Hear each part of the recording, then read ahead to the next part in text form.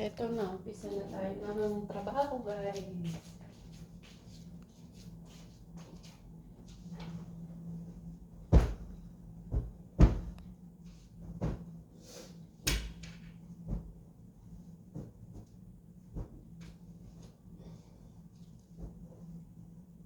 Trabaho, trabaho.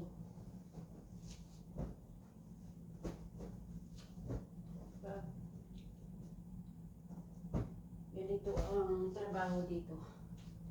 Araw-araw. Ganun na lang.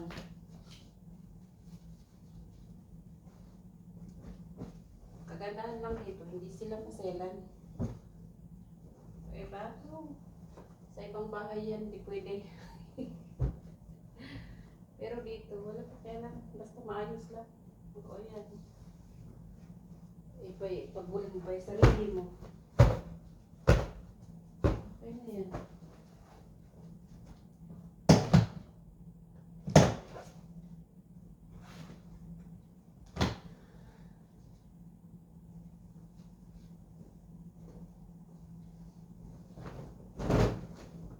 Magic na lang ang trabaho natin.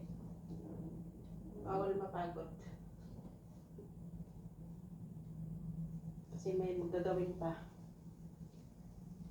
Maglaba. Linis. Magluto. Dinner. Ang buhay.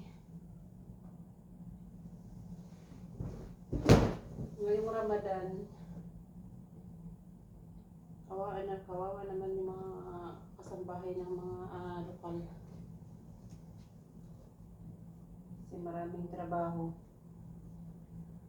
Ang kagandahan lang dito, nagpapasning naman sila pero hindi naman ganun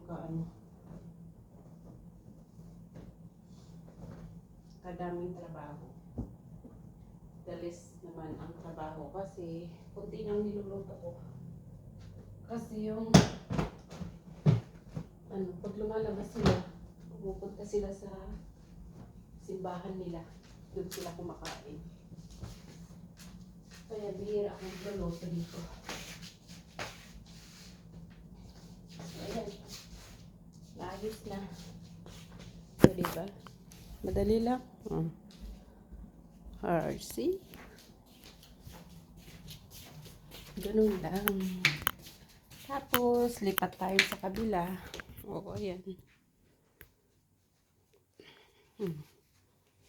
Tidy up lang kasi kahapon naglinis na ako kahapon.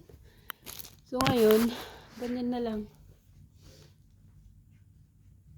Tidy up na lang muna ako.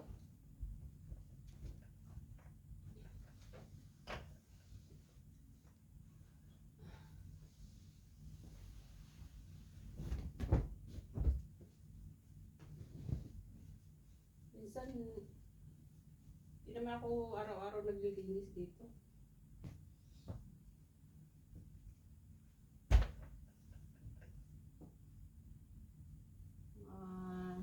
Minsan, twice a week. Pag sinipag, 3 beses, ang linggo. O paglinis, pag ako'y sinipag.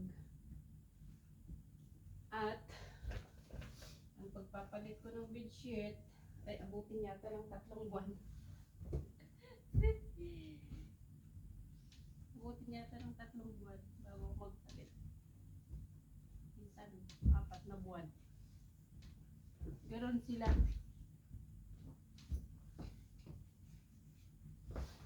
Kasi, hinihintay ko yung amo kong babae kung kailan may gusto magpalit.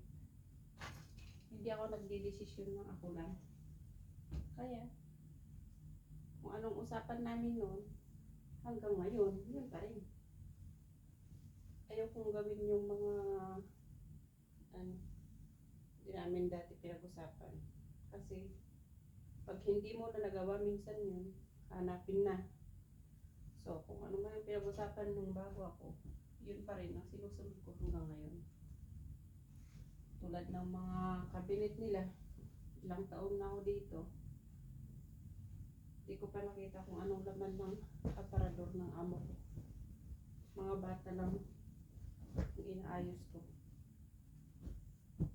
pag nagtutupi ako ng mga damit nila, nilalagay ko lang sa bed nila, siya nang maglagay sa loob. Hindi ko na pinapakialaman. Kasi yun, usapan namin. So yun, siguro privacy din nila yun. So ito, tidy up lang. Tulad ng mga ayan. Mga ayan, oh. Daming mga gamit, Diyos ko. Ayan. Mga malalaki na mga alaga ko, pero mga laruan pa nila ng baby, andyan pa.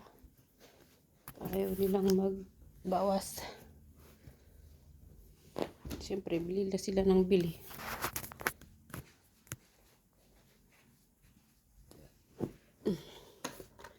Ganito lang, kunting ayos-ayos lang. Diba?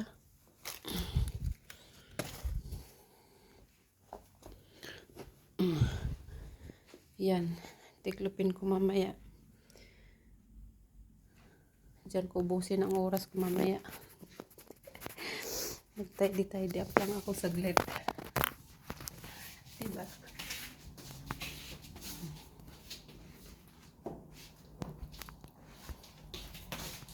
Ito. Ganito lang naman eh.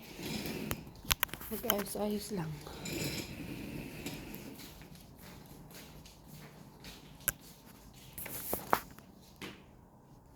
Mag-ayos-ayos lang ng konti. Para hindi naman masakit sa mata. Diba? Oh my God.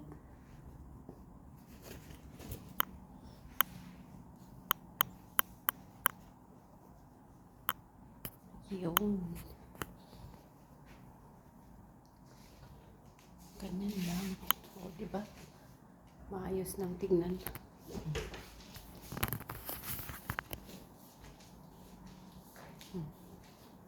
Maghugas na lang ako mamaya. Maghugas ako ng plato. Ganyan lang buhay. Magtapon ako ng basura. Tapos, may labahin pa ako dito. Hindi na ako maglilinis kasi naglinis na ako kahapon.